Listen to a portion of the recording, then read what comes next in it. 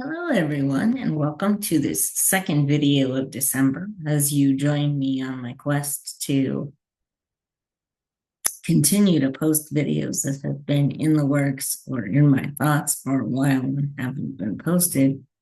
If you watched yesterday's video, that I started reading the Wayfarers series recently, the series of 4 books by Becky Chambers. And today I'm bringing you the second video from that series, a video based on the second book called A Closed and Common Orbit. If you haven't read the first book, please do so first, because this video will spoil some of the first book for you. Toward the end of book 1, there was an explosion. If you remember from yesterday, I told you that there wasn't much plot in book 1, except that at the end, and there's going to be spoilers after this point. So click away if you don't want to be spoiled for part of what happens at the end of book 1. But in book 1, the Wayfarer had a sentient AI named Lovelace. And because of an explosion and some things that took place, Lovelace had to be brought offline.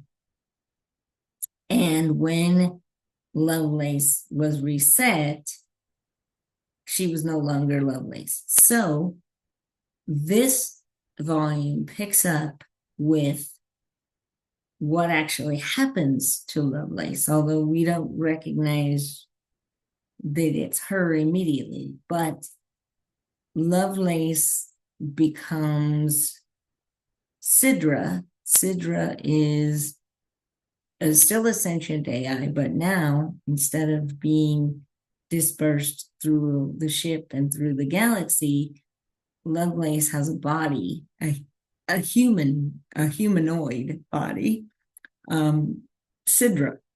And Sidra is working with her friend Pepper, who we met in book 1. And we get a lot of backstory in this book about Pepper and where Pepper came from. And this book, as usual, is not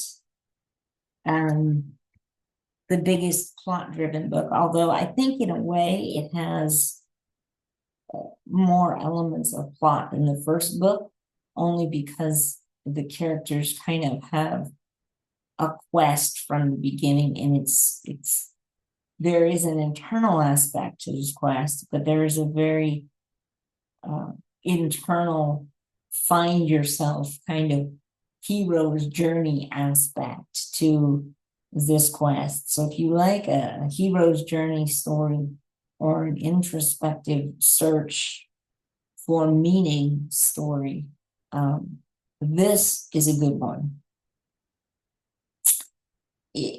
So we follow Sidra as she's looking for ways to adjust in her limited, in some ways, world now that she's taken on. There are advantages to being in a body, but it's very limiting and very scary for her. Pepper we follow as she is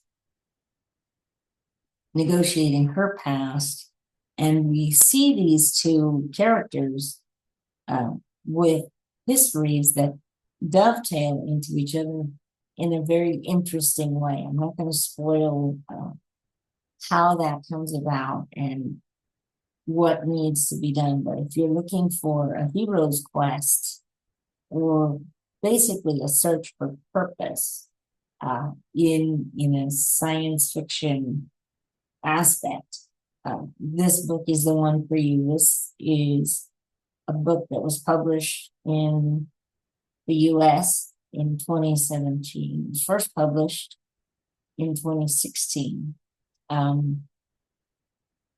And it has won some awards, as has most of Becky Chambers' writing. And the quality of writing and the descriptive tone continues in this book, and I look forward to continuing in the series. Tomorrow, my plan is to take a break from posting about this series because it usually takes me a couple of days to get through a book of this length at this time. But I do have another video planned for tomorrow in our December barrage, but look for more from this series, and I will talk to you in my next video. Take good care, folks, and I'll see you very soon. Bye for now.